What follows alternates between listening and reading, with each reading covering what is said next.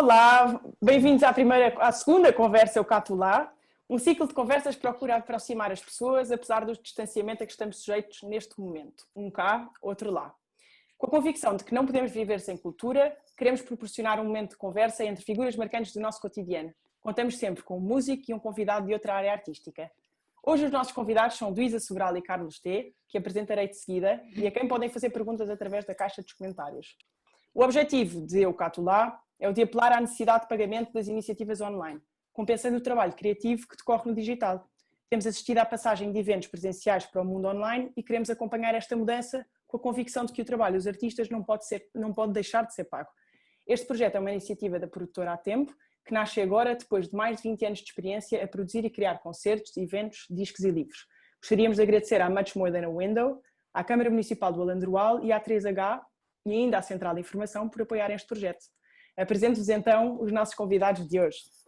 A nossa música, nosso músico, é Luísa Sobral, uma das mais importantes compositoras e cantoras da nova geração de músicos portugueses. Tem 5 álbuns gravados, com colaborações entre as quais Jamie Cullum, Mário Lajinha e António Zambujo, entre muitos outros. Venceu o Festival da Eurovisão em 2017, com um tema cantado pelo seu irmão Salvador, pelo que lhes foi concedido o grau de Comendador da Ordem de Mérito pelo Presidente da República. Carlos T, do outro lado, licenciou-se em Filosofia, mas ficou conhecido como letrista e escritor. Colabora em revistas de poesia e foi cronista no Expresso, no Público e no Jornal do Jogo. Publicou vários livros e escreveu algumas peças de teatro. Tem inúmeras parcerias com várias gerações de músicos e tornou-se célebre pelo seu trabalho com Rui Veloso, construindo um incontornável património da cultura portuguesa. Olá T e olá Luísa, obrigada por estarem aqui na nossa conversa. Olá. E então, começando a nossa conversa, queria saber qual é que era a vossa resposta ao nosso desafio que vos lançámos na semana passada de trazerem um objeto que representasse para vocês este momento de confinamento. Quem é que mostra primeiro? Luísa, primeiro. Então, eu acho que este é o objeto que mais representa o meu confinamento.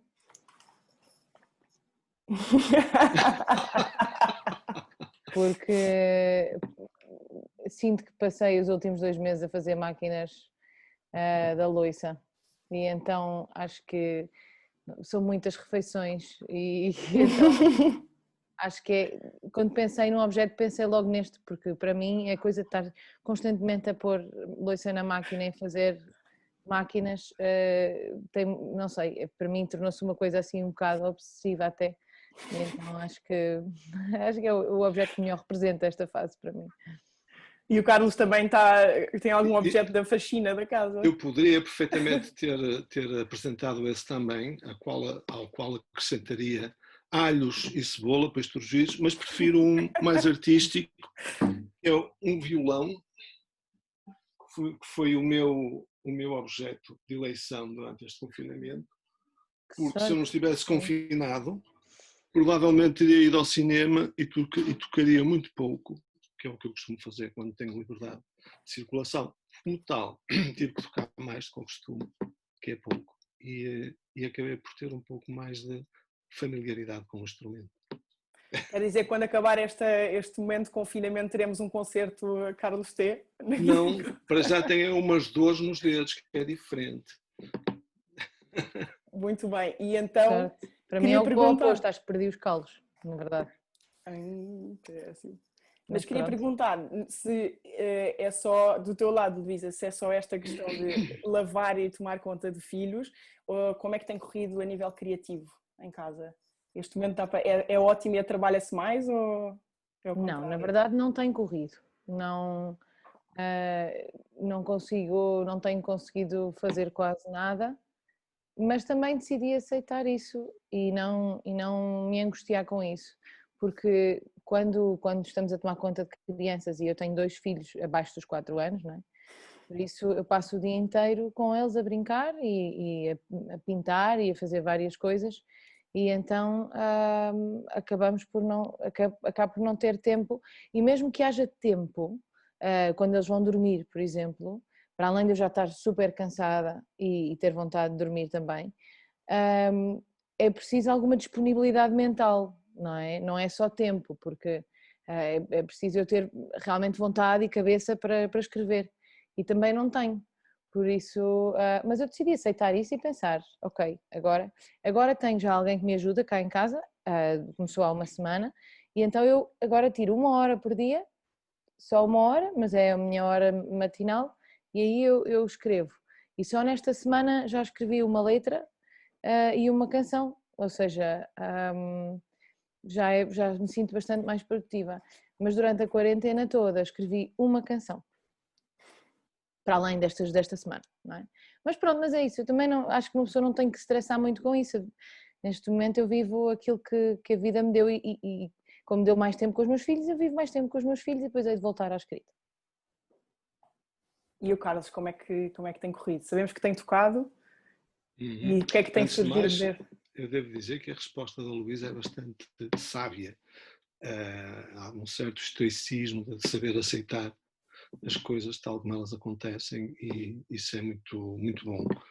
Da minha parte, eu também não fiz assim nada de novo, mas fiz uma coisa que eu gosto de fazer, que é andar pelas coisas suspensas, andar ali a navegar pelas coisas que fui deixando para trás e a ver o que é que se aparecem novas ideias sobre algumas coisas que eu não consegui fazer ou que deixei a meio, deixo muitas coisas a meio. Canso-me rapidamente das coisas quando elas não me surgem as soluções e deixo-as ganhar o seu tempo até que um dia as soluções possam aparecer ao virar de uma esquina qualquer doméstica. E isso acontece muitas vezes. E foi isso que eu fiz também. E sei que Carlos tinha projetos que estavam a andar e que o facto de não poder ir para um estúdio testar, que é muito verdade. difícil. Como é que dá Sem para dar a dúvida. volta a essa situação? Não dá. sem poder ir para lá, sem poder contar com a presença de músicos para fazer maquetes, coisas assim, é impossível. Portanto, isso foi também uma grande interrupção. Portanto, fiquei só pelo lado mais criativo das coisas, andar à volta delas. E Luísa, achas que se não fosse a quantidade de tempo que também é preciso para gerir uma família e filhos pequeninos, teria sido possível trabalhar em parceria? Tipo, dado que mesmo a nossa geração está mais habituada a Skypes e WhatsApps e trabalhar com vídeos, como tem havido pessoas a fazer, achas que teria sido possível ou é uma coisa que criar música ou tocar em grupo só faz sentido presencialmente? Não, acho que há outras maneiras hoje em dia há outras maneiras de fazer as coisas, acho que não tem necessariamente de ser assim e a parceria, por exemplo, na composição também muitas vezes funciona, eu faço um poema, envio e outra pessoa faz a música e isso mesmo quando nós estamos nesta situação acontece dessa forma, por isso acho que poderia ter acontecido na mesma. E atenção que mesmo que eu não tivesse filhos, eu acho que talvez também não tivesse sido produtiva, porque uma coisa que eu sinto agora, que já tenho aquela minha hora diária, é que eu não me sinto muito inspirada. E eu acho que tem a ver com o facto de me faltar mundo nestes dias. Eu acho que me falta mundo. Eu estou de repente, eu sinto que também porque eu talvez esteja um bocadinho obcecada com isto de não ver ninguém, porque eu acho que estou um bocadinho, eu só me sinto segura em casa e então eu acho que, exato, porque eu nem quero ver os meus amigos nem nada, ou seja, estou mesmo só em casa e eu sinto que não tenho material para escrever e não é por eu não ver pessoas, é material emocional, não sei, ou seja, isso se calhar também aconteceria se eu estivesse sozinha.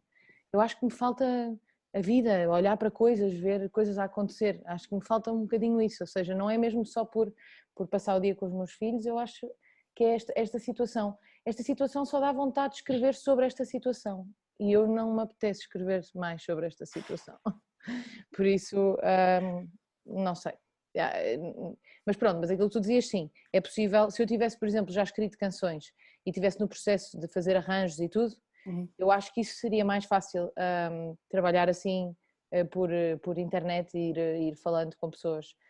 Eu estou mesmo no início do meu processo criativo para o meu próximo disco, ou seja, isso bloqueou um bocado. Acho que o resto talvez desse mais para fazer através da internet.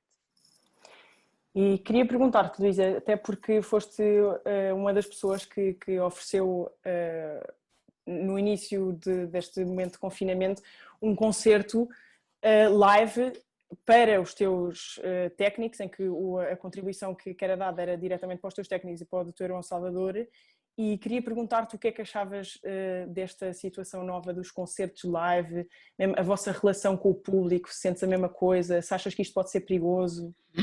Não, sentir a mesma coisa não se sente de todo, aliás, é um bocado frustrante cantar ou olhar para um computador e não há aquela emoção de vai começar, tipo, sentamos e tá, já estamos em direto, olá, estão-me a ouvir? É um bocado estranho e depois eu também não gosto muito de ler os comentários porque isso distrai-me. Num concerto eu também não estou a pedir às pessoas para me dizerem o que é que estão a sentir enquanto eu estou a cantar, não é? Tipo, estão a gostar? Então eu também não leio os comentários porque me distraem um bocadinho e é difícil sentir que há pessoas do outro lado. Mas é assim, eu acho que isto também tem coisas boas e nós temos que olhar para... Há pessoas que se calhar nunca iriam chegar à nossa música, se calhar vivem em sítios onde não têm tanto acesso. Eu vejo isso, por exemplo, com o ateliê de escrita de canções que eu vou fazer. Eu tenho alunos em Lisboa e no Porto, mas se calhar há sítios onde eu nunca iria do país e há pessoas que agora podem entrar e participar neles, ou seja, há esta coisa da internet e de fazer concertos e outras coisas pela internet, tem isto de poder chegar a muito mais pessoas que se calhar nunca conseguiriam chegar a nós de outra forma, por isso é bom, claro. Agora é frustrante não haver aquele calor humano, claro que isso é frustrante, mas pronto, mas é uma maneira de chegar às pessoas. Agora, isto começou, eu acho, a tornar-se um bocadinho banal, ou seja, as pessoas às tantas havia pessoas que faziam diretos todas as noites, a tocar todas as noites, e eu acho que nós também os concertos devem continuar a ser especiais, momentos especiais, concertos preparados, como nós fazemos em palco, não é? Como eu fiz com o meu irmão, nós tivemos não sei quantos dias a ensaiar, a pensar que canções íamos fazer, estruturámos o concerto, pensámos bem naquilo, antes fizemos o vídeo para perceber como é que ia ficar a imagem, essas coisas todas, foi pensado, não foi tipo, olá, então estamos aqui, já agora toco-vos uma música. Eu acho que isso banaliza um bocadinho o concerto. Por mais que seja na internet, deve continuar a ser um concerto pensado, estruturado e feito para as pessoas realmente, não é? E não só para eu poder tocar umas músicas e ter pessoas a dizer que gostam muito. Eu acho que tem mesmo que continuar a ser uma coisa pensada para não banalizar os concertos. E há outro lado destes concertos que estávamos a falar há uns dias, que acho que afeta o Carlos e muitas outras pessoas, que é quem escreve e depois não é o performer da música. Como é que isso afeta o Carlos T e como é que acha que estas coisas podem vir a ser um bocadinho controladas? Como é que isto vai mudar? Se os concertos passam para o live e o online, como é que vai acontecer aos direitos de autor? O que é que lhes vai acontecer? Bom, a questão dos direitos de autor já estava em perda. Já estava em perda desde a falência da indústria discográfica, não é? A passagem do grosso dos direitos de autor para os concertos ao vivo e para aquelas coisas todas, as rádios, os streamings, os Tidals, os Spotify e não sei o quê, tornou-se tudo muito mais nebuloso. Para mim, a parte mais significativa e mais controlável era, de facto, a parte da indústria discográfica, onde havia um editor que apresentava números e era uma coisa simples, como hoje os editores apresentam números aos escritores e por aí fora. A partir do momento em que a coisa fica mais líquida, digamos assim, e se concentra quase toda nos concertos, isso fica muito dependente da boa vontade dos managers, das pessoas que entregam os statements no fim dos concertos, fica dependente dos algoritmos das rádios, das vezes que aquilo toca ou deixa de tocar, são coisas que enquanto os autores não conseguem minimamente controlar, portanto as coisas há muito tempo que estavam entregues assim a uma sombra relativamente distante. Agora ficam mais, limitaram-se a estar mais, simplesmente porque não há nenhum tipo de atividade. E haverá alguma solução que... Acho que não há solução nenhuma. Acho que eu sou um bocado pessimista em relação à questão da autoria. A autoria tende quase inevitavelmente por via da imposição da digitalização crescente, a autoria tende para a gratuitidade quase, é quase como a água, a gente paga assim uma pequena coisa pela água e tal, e só um dia, quando a água faltar, é que as pessoas vão perceber que afinal é uma coisa inestimável, não sei o quê. A questão da autoria, no caso dos artistas que são também autores, de algum modo ela passou a ser compensada pelos concertos que dão ao vivo, e há uma espécie de compensação por isso. Para as pessoas que escrevem só ou compõem só, as coisas estão muito mais difíceis, mas, como digo, não foi de agora. É um processo que já começou e há muita gente a queixar-se disso, não cá, mas sobretudo no estrangeiro, artigos que eu leio às vezes, onde as queixas são comuns e são universais. Mas eu não acho que seja impossível, eu acho que o trabalho, sinceramente, não é muito bem feito. Eu acho que há outras maneiras, por exemplo, eu quando vou tocar fora, pedem-me sempre, em todos os concertos que eu já dei fora, me pedem uma lista, me pedem para fazer a setlist, não é? Para escrever as canções que eu vou tocar no concerto. Em Portugal, nunca me pediram uma Claro, coisa é assim. isso precisamente que eu me estou a referir. Nunca me pediram e para além de que nós, se queremos que receber os direitos de autor, temos que ser nós a enviar para a Sociedade Portuguesa de Autores a lista aquilo que tocamos nos concertos. O que é que acontece? Eu como sou autora e os concertos são meus, interessa-me fazê-lo, não é? Interessa-me enviar a lista e dizer as canções que estou a tocar. Há muitos autores há muitos intérpretes que acabam por cantar canções de outras pessoas e que isso a eles não lhes interessa tanto, porque, quer dizer, devia-lhes interessar, porque depois também lhes interessa terem canções para cantar, não é? Mas a verdade é que às vezes não estão em cima disso, ou então há outra coisa que às vezes acontece que é muito feio também, mas que é quando alguém é intérprete e autor às vezes, mas canta canções também de outra pessoa e não põe essas canções na setlist, põe as suas, porque ninguém verifica as setlists, isso não é uma...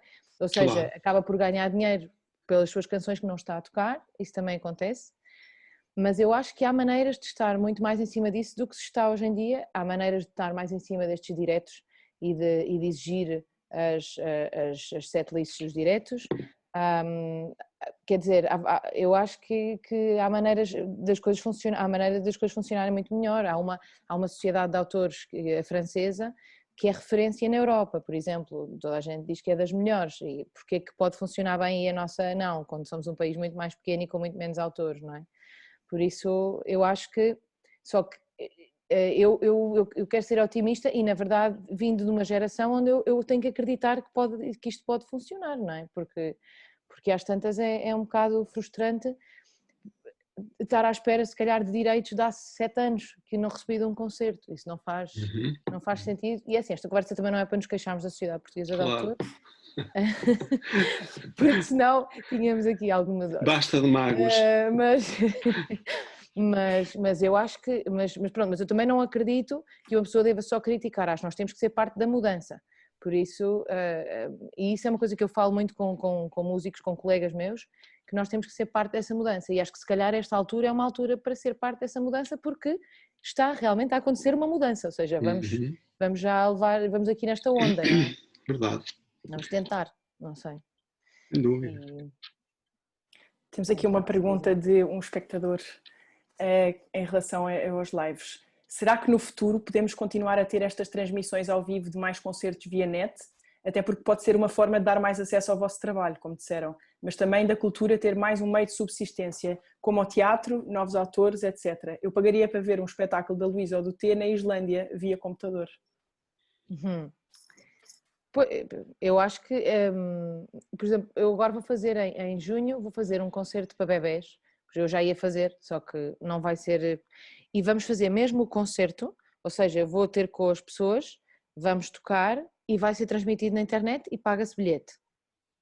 Ou seja, aí continuam a trabalhar técnicos de som, técnicos de luz, continuamos a fazer o concerto inteiro, só que sem público lá.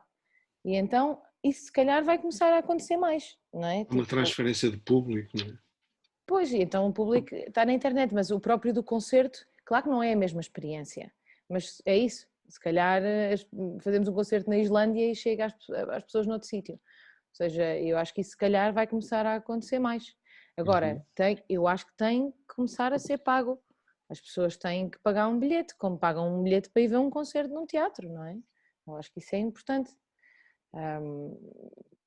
Quer dizer, a arte paga-se, ou senão os artistas não vivem, não é? É um serviço, nós também não vamos ao supermercado, levamos um pacote de massa sem pagar, não é? Acaba por ser acho que, mas pronto, mas acho que sim, acho que vai começar a acontecer mais isso. E tem em relação àquela questão que estava a dizer de desacreditar um bocadinho esta hipótese de poder continuar a viver de direitos de autor, o T tem trabalhado em montes de outras coisas, de escrever peças de teatro e tudo. Ou seja, acaba por ser uma oportunidade para explorar outros mundos? Sim, eu tenho uma natureza um pouco saltitante, não é? Deve ser por ser gêmeos de signo. De maneira que muitas vezes estou a escrever um texto mais difícil, eu tenho que parar e pegar na viola para me distrair um bocado e depois voltar. Portanto, funciona um bocado assim por saltos, pequenos saltos nas coisas. E de facto gosto não consigo concentrar só numa forma de expressão, não tenho essa disciplina. E por outro lado também sempre achei este modo de estar nas coisas um privilégio e o lado profissionalizante das coisas muitas vezes tem um lado de prender as pessoas a uma forma, uma coisa séria, e eu acho que isso ainda tem qualquer coisa a ver com resquícios dos anos 60 e dos anos 70, onde estar na música, estar na música popular era assim um campo experimental e um campo de fazer coisas assim mais fora. Hoje as coisas estão um bocadinho mais, cada qual no seu registro, cada qual metido no seu departamento. Eu de facto não consigo estar muito metido nisso. Aquela coisa de fazes letras, de fazes aquilo, não é? Eu preciso fazer aquilo que me dá na gana, aquilo que sobretudo, e isto é um bocado hedonista quase, aquilo que me diverte, porque se eu estiver só nisto, só para ganhar dinheiro ou só para ter uma função, sem me divertir, é muito complicado, porque fazer isto é também uma fonte de divertimento, para uma espécie de caixa infantil, de caixa de pequeno mundo infantil, que se prolonga pela vida toda. Se eu puder levar este pequeno mundo da infância, que é compor e brincar com os legos das palavras e das notas, até aos 90 anos, é um privilégio que é perfeitamente muito pouco acessível a muito poucas pessoas. Nesse sentido, acho um privilégio. E há algum campo ainda que gostasse de explorar, que ainda não explorou? Não, já são bastantes, não tenho em mente outros, quer dizer, evidentemente gostava de meter por outros, o cinema, adoro cinema, já escrevi umas coisas também para o cinema, que são coisas parentadas e coisas da cultura popular, as coisas estão um pouco ligadas, o teatro, a música, o cinema, são todas coisas que andam por ali. Só que tem que ser com pessoas que saibam, pessoas complementares, mas é uma coisa que eu sou muito ligado ao cinema enquanto espectador, e toda a minha proximidade perante este departamento foi sempre pelo lado da aprendizagem enquanto ouvinte, enquanto pessoa que esteve, enquanto colecionador de discos, enquanto aprendiz. Nunca aprendi a fazer nada em termos escolares, não é? Em termos, agora vou aprender a fazer música, agora vou aprender esse lado de quase amador no sentido nobre da palavra, alguém que ama verdadeiramente as coisas que se dispõe a fazer. Foi sempre esse lado que me moveu, o que de algum modo também proporciona uma espécie de liberdade assim mais nobre de fazer aquilo que se gosta num determinado momento e não fazer aquilo que não se gosta também num determinado momento. Vou lançar aqui mais uma pergunta do público. Na vossa opinião, qual o peso justo entre composição, produção e escrita nos direitos autorais de uma canção? É muito técnica. Qual é o quê? Como é que é? Não percebi. O peso justo entre composição, produção e escrita nos direitos autorais de uma canção. Portanto, Como é que se divide? na parte retributiva, é isso? Diria que sim. Sim. A produção é à parte, não é? Eu também sinto à isso. parte. Eu sinto que, não sei, eu não sei o que é que tu achas, eu acho que para mim faz sentido 50-50 na escrita, na A escrita letra, é o que está. É o que está. Eu acho que faz sentido. A produção, há uma coisa que hoje em dia fazem muito e é muito chato para os compositores, que é quando artistas nos pedem uma canção e depois nos pedem uma percentagem para dar ao produtor. Eu acho isso super errado. Mas isso é um fruto dos tempos, Luísa. Mas antigamente havia... eu é que tenho que estar a pagar o produtor daquela pessoa. Porque deixou de haver a editora que ficava com esses cargos. Pronto, mas isso não faz sentido nenhum. As últimas vezes que me propuseram isso, eu disse que não, eu não vou ceder os meus direitos de autor ao produtor de alguém porque essa pessoa não paga ao produtor. Eu acho que isso não faz sentido. Ou seja, eu acho que o artista tem que pagar ao produtor um cachê de produtor. Claro. Agora, e depois os direitos de autor são divididos. Eu, por exemplo, no meu último disco, o produtor ele era quase só guitarra e voz e houve muitas frases melódicas que ele adicionou a algumas canções e que eram frases para mim autorais. Exato. Então aí eu decidi dar-lhe uma percentagem dessas canções porque para mim ele tinha adicionado melodia. Mas é natural, exatamente, exato, faz sentido. Pronto. E aí eu decidi fazer isso. Agora, acho que enquanto compositor, quando nós damos uma canção a alguém, acho muito injusto pedirem-nos uma percentagem da nossa canção para dar à produção. Acho que isso não faz sentido. Até porque o que é irritante nisso da produção é, por exemplo, eu faço uma canção qualquer, sai com uma produção, mas se eu daqui a 2 anos a cantar de forma diferente, sem aquela produção, só guitarra e voz, por exemplo, o produtor vai continuar a ganhar sempre a sua percentagem. E isso não faz sentido. Ou seja, há canções que já tiveram milhares de versões.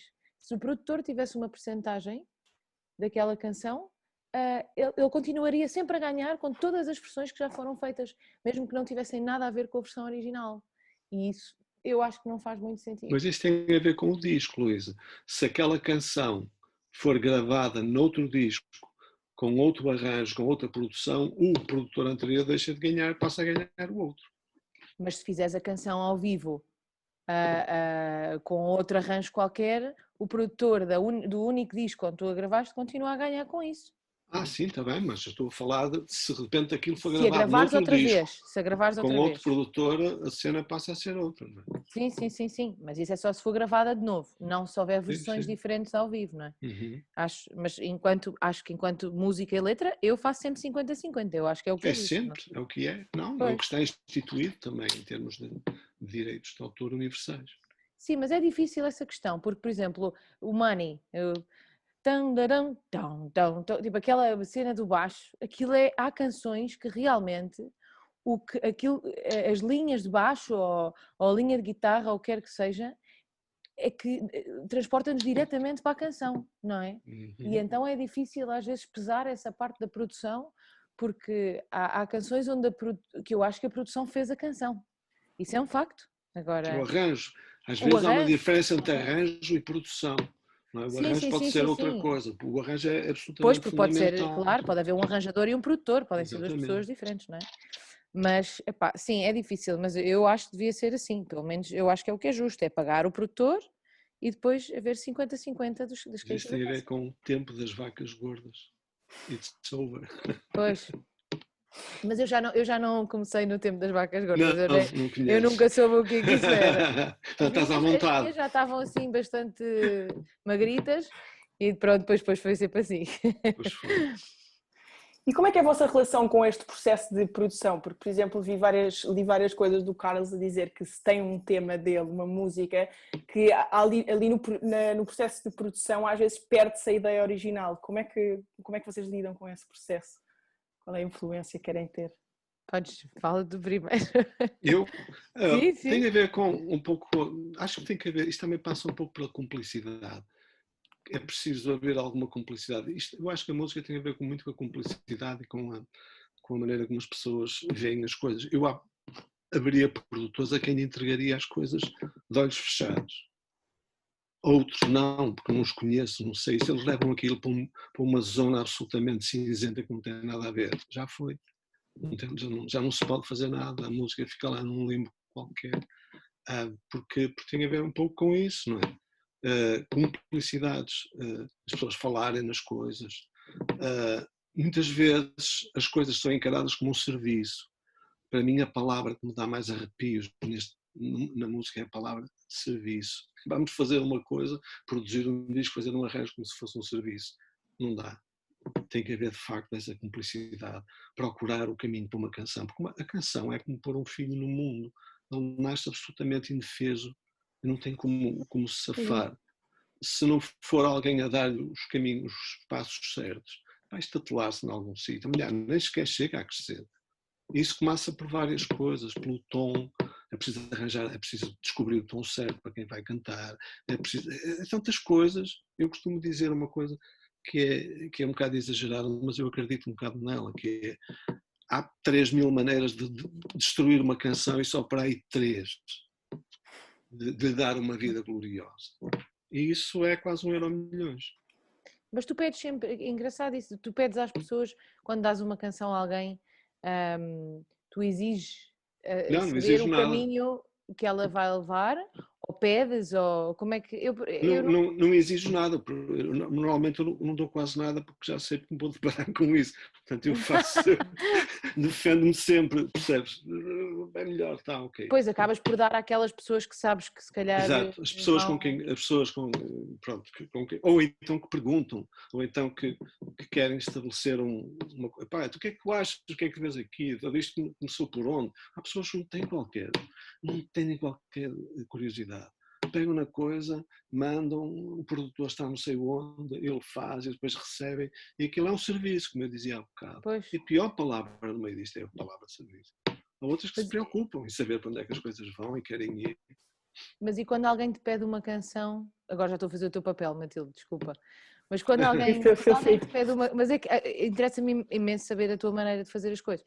Quando alguém te pede uma canção, alguém que tu já gostas, não é? E já tu fazes a canção mesmo para aquela pessoa, ou seja, não vais ao baú, ou não? Ou às vezes vais...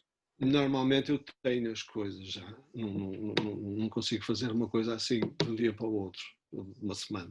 Não, tenho várias ideias, várias coisas que podem ser retomadas e que nesse sentido passam a ser uma coisa nova porque partem de uma base qualquer.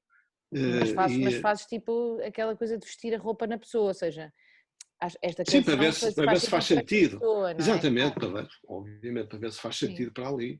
E isso é uma coisa que se fala, porque a pessoa pode dizer lá, pá, isto não dá, isto não tem a ver com a minha cara, arranja lá outra cena, sei lá, tem a ver com tal coisa. E aquelas pessoas que pedem, que têm tipo, porque também acontece, quando te pedem canções e têm o assunto. Isso é genial, isso Não já me aconteceu. A mim também. Isso é a mesma coisa, eu costumo dizer, pá, é melhor dizer um alfaiate é melhor. Mas e como é que tu, mas já fizeste isso? Não fiz. Ok. Não fiz.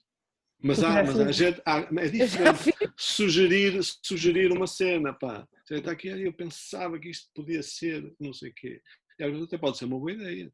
Não, a mim já me aconteceu uma que é talvez um bocado mais irritante que essa, que é não tenho assunto, faz sobre aquilo que quiseres. E depois eu faço sobre aquilo que quero e depois no fim assim. Mas eu por acaso estava a pensar que até era interessante se fosse 2 pessoas que não sei o que, eu tipo, no fim, quando houve liberdade total. Mas isso é a cena do alfaiate, como eu dizia. Eu gostava deste fato assim, mas afinal, pá, eu tinha pensado na coisa. Mas eu até gosto de fazer assim, por acaso, eu gosto quando as pessoas dizem, não sei, eu faço isso com o meu irmão, mas também temos outra ligação, não é? Mas quando ele diz, estamos a falar daquilo que eu dizia há bocado, não é? Isso é diferente. Claro, mas quando ele diz, mas por exemplo, ainda agora há pouco tempo, o Zambus também me estava a dizer mais ou menos o tema, a ideia do próximo disco dele, e disse, se quiser escrever uma coisa assim, e eu gosto disso, porque no fundo também, é diferente. É um desafio. É uma coisa assim, é uma área, não é uma coisa específica, não é? Não, é um bocado como o Alto da Pimenta. isso é um Sim. disco conceptual. Isso é uma área. Ou Isso é seja, uma tu área. pensaste numa área. Exatamente. Exato. Aquilo é uma cena sobre a história de não sei o quê, mas vista pelo ponto de vista da raia miúda. Isso é tão grande e é tão lato. Pois, É só um lugar, é um ponto de claro. partida. Não é?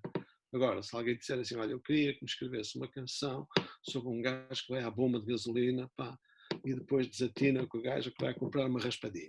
Isso é quase impossível. Isso é o que nós fazemos nos desconcertos, por exemplo. Lá Pois, isso é inventar as coisas, não é? quando as pessoas vêm ao palco, contam a história deles e nós no momento estamos a escrever a letra sobre a história daquela pessoa. É um bocado isso que... Só que é assim, não são canções que depois, se calhar, no fim daquilo nós não lançaríamos aquela canção, não é? Gravar, São não é? exercícios de estilo. Portanto, São exercícios, exatamente, mas... Não, mas tinha esse interesse. Então tu és bastante seletivo, escreves para as pessoas que já acreditas que vão levar a canção, que vão deixar a Sim, criança, vão ajudar a criança a crescer bem.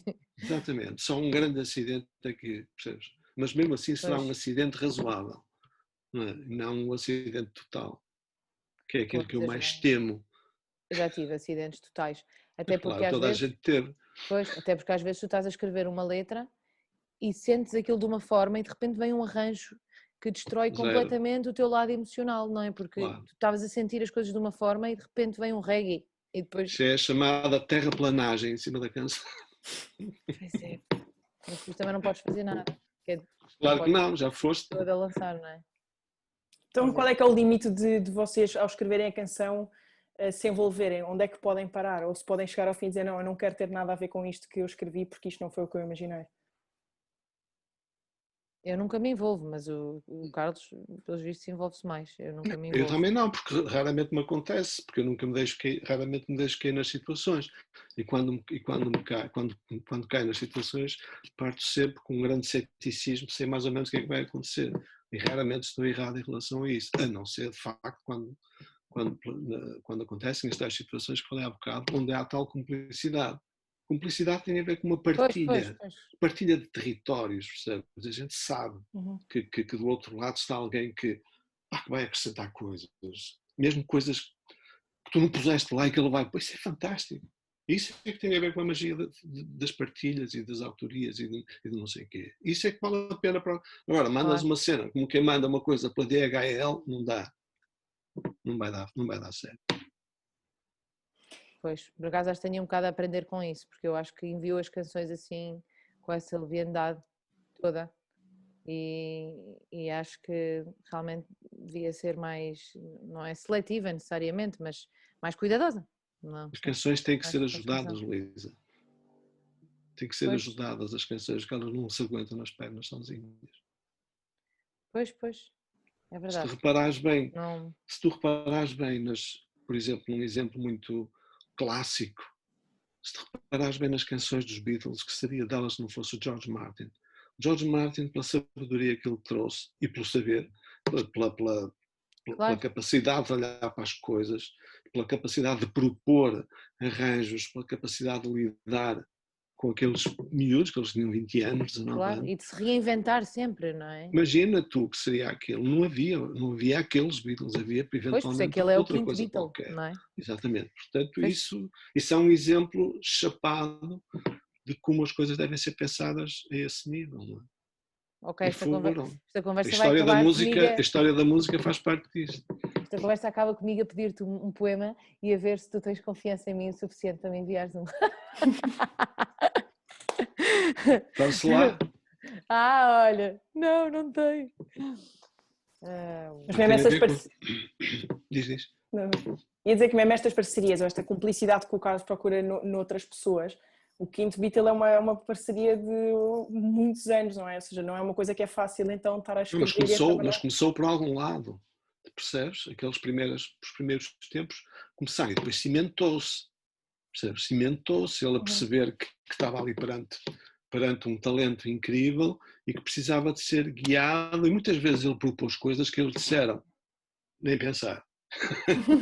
Ok, vamos ver então, vamos ver. Não é uma questão de procura, de partilha, sim, mas tens de confiar, mas é isso que a Matilde diz também, tu tens de confiar, por exemplo, se alguma fadista nova te pede uma canção, tu não sabes nada, mas também às tantas tens que começar, não, não tens de, mas é interessante começar a ver o que é que pessoas novas estão a fazer também, não é? Porque se nós só enviamos para aqueles que já confiamos de algum tempo, também nunca temos pessoas novas e talvez interessantes a cantarem as nossas coisas. Sim, isso é verdade, mas olha, por exemplo, na zona do fado não me meto muito, porque é uma zona que está quase vedada totalmente, percebes? Portanto, aí é uma coisa que eu risco logo à partida, porque não. Mas porquê? Fado, Não te interessa? não, o fado interessa-me pouco, não é uma coisa que me diz Conheço. pouco emocionalmente, não é? Estou um bocado traumatizado pelo fado, por aquilo que ele significava para a minha geração antes do 25 de Abril. Mas atenção, reconheço que há grandes compositores e grandes. Não tem nada a ver com isso. Tem a ver um pouco mais com a minha relação com o fado e da minha incapacidade de entrar nesse mundo relativamente fechado. Sendo que E o é fado hoje isso. em dia, muito fado, tornou-se fado de canção, não é? Que não é necessariamente, no fundo são canções, Exatamente, são exatamente. canções, não, Sim, sim, sim. não é, não é Embora ao lado fado. da expressão, embora ao lado da expressão dos cantores de fado permaneça o mesmo, ou seja, ali um overacting muito grande, uma coisa expressionista, para mim, exagerada e Pois, que muitas vezes não deixa as próprias canções e as letras respirar, ficam ali todas uma coisa muito tensa, muito cheia de vibratos, coisas ali muito, percebes? E eu nisso não me revejo muito. Gosto de coisas assim mais contidas, coisas sim, mais na zona de outras zonas, portanto. sim. E tu, Luísa, limitas-te em algum campo que digas como, tipo, aí não entro? Não, eu não escrevo para pessoas que eu não gosto de ouvir. Acho que é mais isso.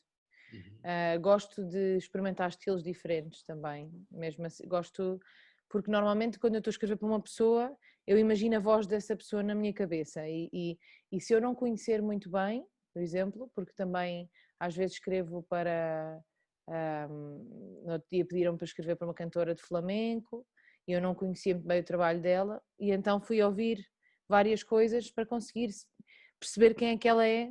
Às vezes eu sinto isso um bocadinho como um trabalho de uma atriz, na verdade. Eu gosto de tentar perceber o personagem e depois tentar entrar na pele do personagem e escrever como essa pessoa. Eu gosto de fazer dessa forma. Por isso gosto de experimentar vários estilos, mas sempre com pessoas que eu admiro.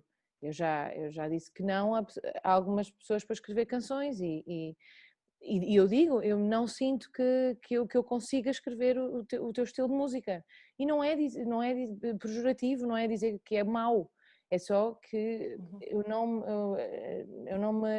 as minhas letras não têm a ver com aquela pessoa, nem eu quero, eu preciso estar inspirada, não é? A pessoa tem que me inspirar.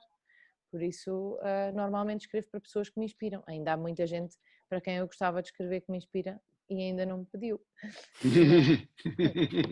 Mas eu gosto É muito de escrever ótimo. para fado, por exemplo, porque eu nunca ouvi muito fado quando era miúda, porque nós ouvíamos aquilo que o meu pai ouvia em casa, que era Beatles a toda a hora, quase, e o Rui Veloso, e Rolling Stones, e coisas assim. E então eu não ouvia quase fado. O fado que o meu pai ouvia era a Amália só. E então, pronto, também é fado logo, mas era só a Amália. E eu só comecei a ouvir mais fado quando comecei a escrever para fadistas, mas eu também escrevo canções, eu não escrevo fados, não é? Mas eu gosto muito disso, não sei, eu gosto muito de ouvir as minhas letras em fadistas, até porque é uma coisa que eu nunca saberei fazer, eu nunca saberei cantar daquela maneira, nem tento, na verdade, mas é muito interessante para mim ouvir as minhas palavras cantadas daquela forma, eu gosto, mas pronto, eu sinto que é a minha maneira de entrar no fado, sem eu entrar no fado enquanto intérprete, não é?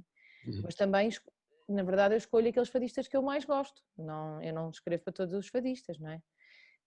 Eu escrevo para a Ana Moura, porque eu gosto muito dela, escrevo para o Zambujo, sendo que o Zambujo está ali entre um fadista e não fadista, não é? Mas gostava muito de escrever para o Camané, por exemplo, por isso são assim aqueles que eu mais gosto. Não é que vá escrever para todos os cantores de fado, não é? mas pronto, aqueles que eu gosto e que eu me arrepio a ouvir, eu escrevo, eu gosto de escrever para eles. Boa, é assim mesmo. Carlos, pergunta do público outra vez. Como foi ser dos primeiros a escrever êxitos de rock em português? Uma surpresa total, porque não estava nada à espera que as coisas fossem um êxito, porque se estivesse à espera que fosse um êxito ficava imediatamente amedrontado. Seria incapaz de escrever o que quer que seja. Vou escrever um êxito, pronto, já não dá. Portanto, o princípio essencial é uma suave irresponsabilidade, que é de escrever qualquer coisa e não esperar nada dela, a não ser a descoberta intrínseca de estar a escrever e de ver uma canção a crescer e pôr sempre aquela questão que eu acho interessante, que é, se eu estivesse do outro lado, acharia piada a isto, e se eu me puser do outro lado e achar, quer dizer que eu estou no caminho certo, não é? É uma questão, uma pergunta honesta que se tem que fazer. Alguém que se vai pôr do outro lado e diz, opá, vai tomar banho, pá, isso não dá, isso é fraco mesmo, vê lá se tem juízo. É importante as pessoas conseguirem, porque há pessoas que não conseguem minimamente. Eu conheço pessoas que escrevem e fazem coisas convencidas que estão a fazer a melhor coisa do mundo e não têm o menor juízo crítico. Não é? Uhum. Isso é Claro. dramático, não é dramático? Alguém demonstrar-te uma coisa e tens que ser tu, quebrar aquele encanto, não dá. Por amor de Deus, é uma chatice. Mas Olha, o princípio é esse. também para isso, sobre isso, que é, quando tu dizes que no início, quando escrevesse essas canções, não fazias ideia, não é? Que podiam ser, que fossem, que se tornassem êxitos e parte da música portuguesa da forma que se tornaram. Mas a partir do momento de que essas canções são um êxito, isso foi para ti mais, acrescentou algum stress na escrita das seguintes, ou seja, por exemplo, o primeiro disco do Rui foi um sucesso, mas por exemplo no segundo, quando estavas a escrever as canções para esse disco, já sentias essa tensão e já te punhas muito mais do lado do público e do lado do que é que pode ser um hit ou não? Ou conseguiste sempre fazer tipo, aquilo que tu sentias que estava certo e não te pôs demasiado do outro lado?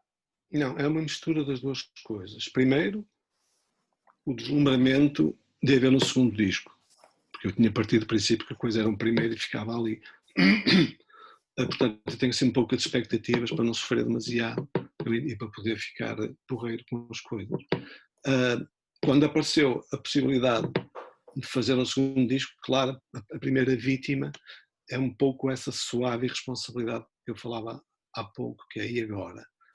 Epa, agora vai ser complicado, eu não sei o quê. Mas depois, o processo de continuar a fazer coisas e de ver as coisas crescer acaba sempre por suplantar tudo. Porque, e voltar e ter de voltar a confiar no tal juízo crítico que eu dizia há bocado, não é? Achar piada do outro lado e sobretudo também é muito importante estar rodeado por grandes artistas, grandes cantores, como é o caso do Rui Veloso, o segundo disco que o Rui Veloso fez tinha, entre outros, tinha o António Pinho Vargas, não é? Quer dizer, aquilo era só músicos incríveis, portanto a sensação que eu tinha é isto não pode correr mal.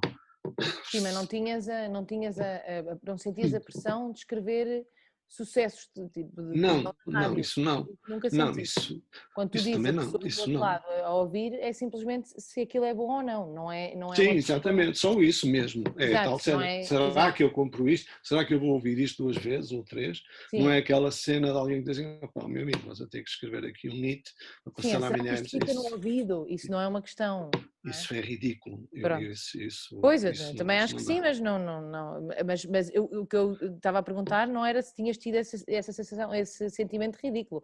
Era quando uma pessoa tem um disco que é um grande sucesso, se calhar no segundo, e pode acontecer de vez em quando nós pensamos, será que isto? E depois a pessoa controlar-se, não é? Sim, mas sabes que essa questão existe, mas existe muito mais nos editores. Existia quando havia editores. Pois. O editor é que pensa imediatamente dessa maneira.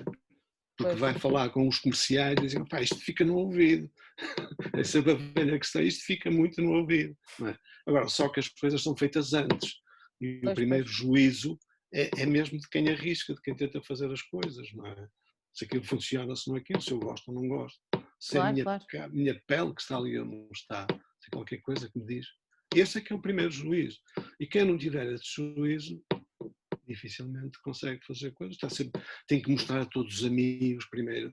Faz-me confusão aquelas pessoas que sempre que fazem alguma coisa mostram a 50 amigos em busca de aprovação. Isso é um Instagram. Isso é exatamente. Eu acho que Isso é a a descrição do questão. Instagram. Exato. Eu acho que eu ainda continuo a achar, da velha maneira, que uma pessoa tem que fazer no seu círculo de pessoas com quem trabalha, com quem faz as coisas, os artistas, os cantores, sei lá, toda aquela. Tem que ser ali que as coisas se Sim, decidem. sim, sim. Não é mostrar, o que é que tu há? Isto não dá. Pois, eu normalmente mostro sempre ao meu marido e ao meu pai. Pronto, isso é São assim diferente, as isso é um pessoas. círculo restrito. Claro, sim, É um sim. círculo Bem, meu marido restrito, porque não é? está comigo quando eu estou a escrever, não é? Mesmo que tu não Normalmente. quisesse, ele ia ouvir sempre. Exatamente, e ouvir. Aliás, no outro dia eu pus uma canção nova que tinha escrito e eu chego ao fim do dia, ele tinha sido. Ele não tinha ouvido a canção sequer. E eu tipo, "Fogo, a única pessoa, já pus aqui na internet, já estão pessoas a escrever, e o meu marido é que nem ouviu a canção. E ele, puseste aqui uma coisa nova. Tipo, uma canção nova. Lá está, a única que eu escrevi durante este tempo. Mas pronto, não, mas isso era uma curiosidade que eu tinha, porque pronto, quer dizer, eu nunca tive um disco que tenha sido um sucesso como foram os discos que tu já trabalhaste, por isso não sei o que é essa sensação de num disco a seguir, do disco que vem a seguir. É um bocado como aqueles escritores que têm um livro que é um sucesso enorme, não é? Um best-seller, e de repente tem que partir para o segundo disco. Pode haver alguma ansiedade nisso, não é? E tem logo o editor do outro lado a dizer, pá, não abras com este parágrafo, pá. Este parágrafo não Exato, dá, exato. não vai vender. Exato, o assunto não pode ser este, não é? Limita logo desde o início. Luísa, e esta questão de estar marcada a qualquer coisa que já se fez, mesmo a ideia de muita gente associar ao Festival da Eurovisão, tipo, foi fácil cortar com isso ou achas que há pessoas que não conseguem dar o passo? É assim, a grande diferença é que eu antes da Eurovisão era a Luísa Sobral e agora sou a irmã da Salvador. A minha equipa diz que quer fazer t-shirts a gozar, a dizer hashtag irmã da Salvador. Mas é assim, eu também não sinto necessidade de cortar com isso. Eu escrevi uma canção que eu gostava, Isso é óbvio. senti-me super orgulhosa da maneira como o meu irmão a cantou, senti-me super orgulhosa de tudo o que aconteceu. Se fosse alguma coisa da qual eu me envergonhasse um bocado, talvez. Mas não é. Eu sinto-me orgulhosa de tudo o que aconteceu. E aquilo faz parte da minha carreira. Agora, não é a minha carreira, mas faz parte da minha carreira, por isso eu não quero cortar, eu vou continuar a fazer a música. Não, deixa-me até dizer-te uma coisa. Eu acho que devias até ter orgulho, bastante orgulho por essa canção. Primeiro, porque é uma grande canção. E segundo, segundo, é uma canção que triunfou num ambiente de mentecaptos, que é o Festival da Canção. E ela triunfou por ser uma grande canção. E isso é que eu acho mais incrível, estás a perceber? Porque ver uma canção a triunfar por ser uma canção num meio onde não há canções, isso é aquilo, a tua joia até ao fim da tua vida, Luísa. É tu teres conseguido isso foi a coisa uma mais coisa bonita dessas. que me disseram os meus colegas compositores, como tu. Para mim foi a coisa mais bonita que eu ouvi de falar sobre isso, sobre voltar ao que é uma canção, não é? Uma canção, exatamente. E sobretudo, saber que aquela canção foi capaz de romper barreiras linguísticas na Lituânia, na Bielorrússia, que as pessoas não percebiam nada do que estava em questão, mas havia ali um elemento absolutamente empático e emocional, que é aquilo que é o elemento mais primordial que há numa canção, que é o back to basics. E isso foi incrível, percebes? Disso deves estar muito, muito orgulhosa. Pois, mas é isso, eu sinto-me super orgulhosa disso, não quero... Imagina, por exemplo, eu participei nos Ídolos quando tinha 16 anos isso é uma coisa que eu não faço questão nenhuma de falar, por exemplo, ou que eu lembro quando Exato. Queres meter debaixo do tapete? Epá, quando eu lancei o meu primeiro disco, as pessoas falavam imenso disso e eu tinha 16 anos, só estava a cantar, Claro, nem sabia quem era eu musicalmente, tanto claro. cantava Shakira como cantava John Uhum. Lennon, era Sim. assim, uma esquizofrenia musical, eu não fazia Estavas ideia, à procura de qualquer andava coisa, à é normal. procura, claro. Agora, aí eu não me sinto super orgulhosa do que fiz ali. Agora, aqui sim, foi uma coisa Sim. que eu me sinto bastante orgulhosa por isso. hum, podem falar à vontade disso, é isso. É isso. Sem dúvida. E com orgulho. Exatamente. Luísa, aí, dado este momento de falar da Eurovisão, haverá algum outro tema que gostasses de tocar? Acabarmos aqui com um momento musical. Ou que ainda gostassem de fazer uma pergunta um ao outro, aproveitar estes Ai, últimos deixa-me minutos. pensar, espera aí.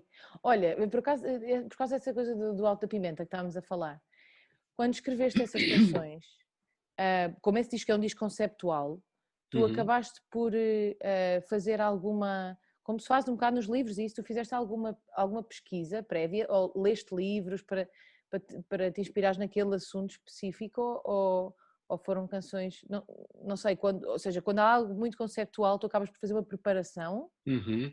ou... Eu sempre gostei muito de história, sempre fui uma pessoa muito ligada à história, mas porque gosto, porque me interessa. Uhum.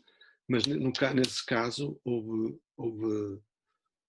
aspectos em que eu tive que pesquisar bastante à procura de possibilidades de histórias e encontrei coisas que achei que tinha de pôr lá, como por exemplo, lembro de uma canção chamada Calentura, onde os marinheiros para combaterem os momentos em que ficavam sem vento, as calmarias e que podiam ficar durante 2 meses sem haver vento, eles chegavam a pescar tubarões e a torear tubarões no convés. Eu achei esta história absolutamente incrível. Isto só existe em alguma literatura específica e eu achei que devia meter aquilo, escrever aquilo e metê-lo numa canção. E ela foi Claro. metida numa coisa chamada Calentura. Portanto, isto para te dizer sim, foi importante descobrir coisas desse género e metê-las lá. E tu, Isso não e tu vem lês nas muito? linhas gerais da história, como é óbvio. E tu lês muito? Sim, leio bastante. Pois, Aliás, eu isso é não uma coisa, consigo. eu acho que isso Não é... conseguiria fazer nada sem ler e ir ao cinema. O cinema, para mim, é fundamental, porque é uma espécie de bem, há ideias que às vezes Claro, brotam de qualquer coisa. mas eu Eu não digo consigo isso... perceber os artistas e os compositores que não leem e que veem poucas coisas. Eu tenho alguma dificuldade em perceber onde é que eles vão buscar as ideias. Pois, eu digo isso sempre quando faço os workshops de escrita, é que eu acho que ninguém pode escrever sem ler, não é? Pois. Eu É uma acho que as maneira de tu estás pessoas... ligado à grande espiral criativa, porque toda a gente vai buscar Claro, tudo, e, todas, a e todos os saíres lados. daqui de vez em quando e ires para outros sítios completamente diferentes e ires Sem buscar... dúvida, sem dúvida, sem dúvida. Eu Sem também dúvida. sinto isso, também... E eu Pois, agora também... queria te fazer uma pergunta também, Luís, antes de É... fecharmos a coisa, que tinha a Então, ver um pouco com se achas que existe para ti aquilo, uma questão que se põe muitas vezes na literatura, achas que existe uma escrita feminina, uma composição feminina, se as canções podem ter qualquer coisa de feminino, ou se não têm género, ou se percebes uma canção que podes escrever, poder ser escrita por epá, um homem, ou se há qualquer acho que as coisa. canções, eu acho que as canções têm, quer dizer, não é as canções que têm género, eu acho que há uma sensibilidade feminina e uma sensibilidade masculina, e não é necessariamente superior a sensibilidade feminina à masculina, não. Eu acho é que nós realmente, nós vemos o mundo à Mas não nossa foi maneira. isso que não é isso que eu quero saber, se é superior mas se achas Não, mas é isso que que eu estou a há, dizer. se Eu isso acho que depois se sim. reflete. Eu acho que sim. E acho que, aliás, há muitos homens que tentam, muitas vezes também pôr-se no papel, como o Chico Buarque faz muito, não Sim, é? claro. Pôr-se no Sim. papel de mulher a escrever. Uhum. E muito bem. Exato. E eu acho aliás, nós ontem falámos um bocadinho e falámos sobre isto, que eu acho que é uma coisa super importante, que é, durante muito tempo havia muito mais homens a escrever do que mulheres, a escrever canções, não é? Uhum. Mas mais que tudo, porque muitas das mulheres que havia a escrever canções até era a escrever para elas próprias, cantautores, não é? Uhum. Mas não há tantas mulheres a escrever letras para outros ou canções para outras pessoas. O que é que acontece? Tudo aquilo que nós ouvíamos na rádio era palavras escritas por homens, mesmo que fossem cantadas por mulheres, muitas vezes eram palavras escritas por homens. E eu não sou nada feminista nesta coisa do não sei o que, as mulheres é que têm que ser, não, agora, acho que há algo diferente quando uma mulher escreve e um homem escreve. Então, hoje em dia, o que eu acho que está a acontecer, e é muito interessante, é que já há muitos homens a cantar palavras de mulheres, e eu acho isso, acho super interessante. Os sentimentos, não é? Aqueles sentimentos atribuídos normalmente a mulheres. Sim, Mas eu acho isso a importante verdade também. é que há coisas que só nós mulheres podemos passar e coisas que se calhar, a verdade, por exemplo, a maternidade, nenhum homem vai Uhum, conseguir escrever sobre a maternidade como uma claro. mulher, que já passou por isso, não é? Uhum. Ou seja, há certas coisas, sei lá, o estar hormonal, há certas a menopausa, não sei, mas há certas coisas que os homens não passam e há certas coisas que os homens passam e que nós não conseguimos sentir também. Ou seja, acho que é muito interessante isso também de haver essa troca, de haver homens a cantarem palavras de mulheres e mulheres a cantarem Uhum. palavras de homens. Sem Eu dúvida. acho que hoje em dia há muito mais mulheres a escrever.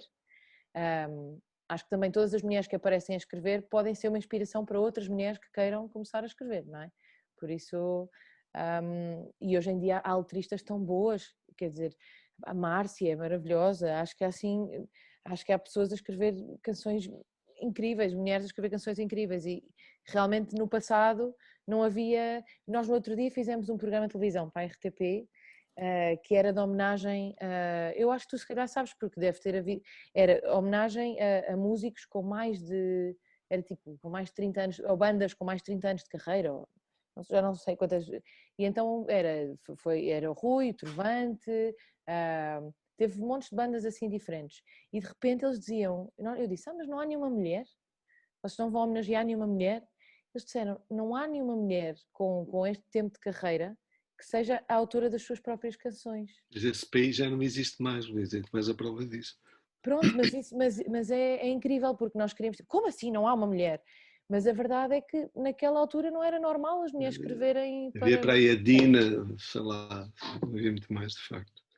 Pois, mas a Dina também não teve uma Editoras, carreira assim tão longa, não é? não, mas depois, Por isso, depois não havia tanto para cantar dela.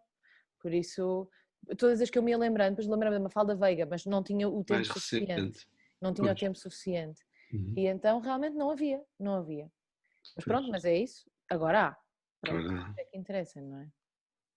sem E mais, dúvida. está aqui alguém a dizer o futuro musical será feminino. Eu também Quem acho isso. sabe? Não será nada, será dos dois. É isso é que é Será interessante. equilibrado, Será equilibrado. equilibrado, claro. Sobretudo Também. com belos duetos. Adoro duetos. Mulheres e homens. A sério, eu tenho sempre medo de duetos. Acho que aquilo pode sempre ser dramático. Não sei. Sim, claro que tudo que for mal feito é dramático, mas quando são bem feitos são ótimos. E Harmonias. tu escreves de propósito para um dueto? Não, nunca escrevi. Nunca escreveste de propósito Não, para ser não, dueto? eu falei disto porque gosto, mas se me perguntares qual, nem me lembro. Sei que a ideia é apelativa porque eu gosto muito de coisas cantadas em harmonia, em vozes e não sei o Eu só quê. escrevi um dueto. Eu acho que só escrevi mesmo escrever porque outros eu adaptei a dueto, mas foi uma canção que faço com o meu irmão porque tem duas melodias ao mesmo tempo. Uhum. Estava a Matilde a cantar há bocado. Duas melodias ao mesmo tempo, inspirada numa canção do Chico Buarque, no Sem Fantasia. E então eu sempre quis escrever essa coisa de duas melodias que encaixam e que de Uhum. repente há uma parte que as palavras são as mesmas e isso. E Uhum. então escrevi essa de propósito para ser dueto, mas eu tenho assim uma coisa com os duetos, acho sempre que é um território um bocado perigoso, Exato, é perigoso, mas quando não é? funciona, funciona muito Mas bem. funciona bem, é verdade, é verdade. E essa funcionou muito bem, Luísa, por isso deixo-te o desafio. E como não podemos ouvir essa em dueto, de cantares outra Essa qualquer não dá. que. Pá, eu tinha pensado tocar uma, mas agora está a dizer tocar outra, não sei. Mas eu também já não toco esta canção há um tempo, por isso vamos lá ver como é que ela corre. Olha, vou ter que afastar, vocês não estão a ver como é que isto está, mas eu tenho aquela coisa para pousar os pés e depois por cima tenho uma daquelas caixas de arrumação do IKEA e depois o computador. Por isso isto não está assim. Ser um ângulo favorecedor. Fogo. É que nem é o ângulo, é mesmo, não tenho assim muito espaço para. Acho que vou tocar esta, vamos ver se eu me lembro toda, mas apeteceu-me tocar esta em vez da outra. Esta é uma canção que se chama Envergonhado. É do meu último disco.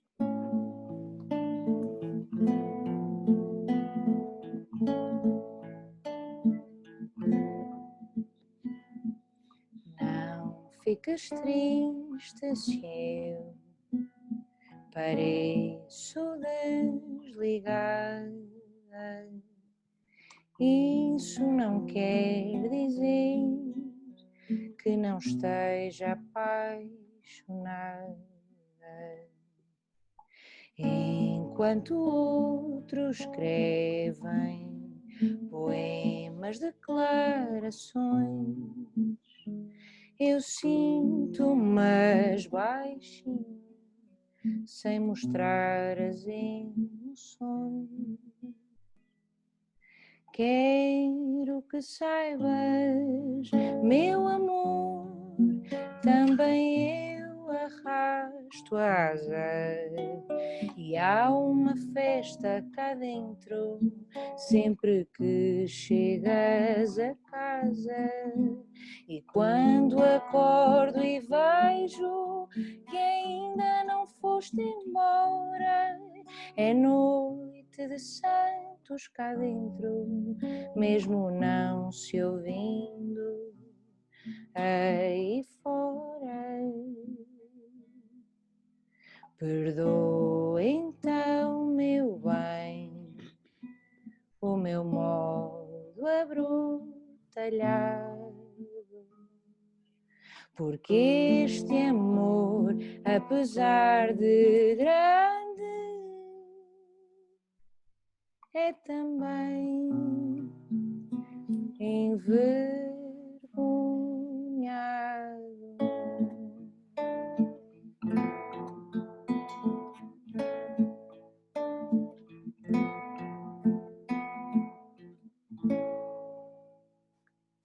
Muito bem. Só falhei ali. Muito obrigada aos dois. Vou despedir-me. Muito obrigada. Fazer um apelo ao Obrigado. público ainda, que tal como nós falámos nesta conversa, acreditamos mesmo que o conteúdo, apesar de estar disponível online, que deve ser pago, que as pessoas que trabalham devem ser pagas e que para fazerem uma contribuição com a informação, o IBAN ou através do nosso site que está na descrição do vídeo, porque acreditamos mesmo que fazemos a diferença e este valor que vai ser reunido vai ser distribuído de igual modo por todos os intervenientes ao longo desta conversa. Luísa, Carlos, agradeço imenso por terem estado connosco nesta conversa. Olha, eu queria agradecer muito também terem feito este convite para estar com o Carlos, porque eu já disse ao Carlos várias vezes, mas as letras do Carlos foram uma das razões para eu me tornar compositora, a verdade é essa, porque tudo aquilo que nós ouvimos em miúdos e a crescer tem muita influência naquilo que nós queremos fazer. E eu acho que ao ouvir as tuas letras, eu fui querendo escrever, e desde muito miúda. Por isso, para mim, falar contigo Já percebi porque é que escolheste o tema envergonhado. Para te Deve me deixar sentir envergonhado. Não, mas muito obrigada Obrigado, Emma. pela tua inspiração ao longo da minha vida. Nós é que agradecemos. Obrigada a todos e assistam à nossa próxima conversa, segunda-feira, às 21h45, com Mário Lajinha e o chefe João Rodrigues. Obrigada e até quinta.